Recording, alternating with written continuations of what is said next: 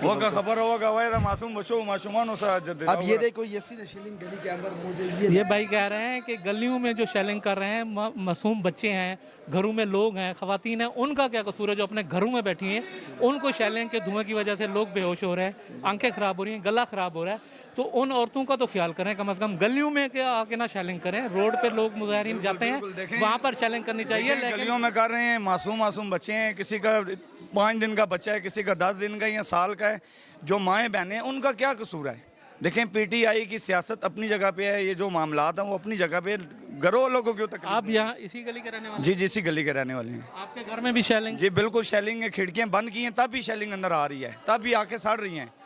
ये नमक उठाया हुआ है, बाहर गली में आए, यहाँ तो आवाम अंदर आ रही है, इसके लिए वजह कर रहे हैं, मगर उनको थोड़ा खुदा का खौफ होना चाहिए। गली में मासूम बच्चे भी हैं, घर वालों का, माओ बहनों का क्या कसूर है? या उस तरफ करके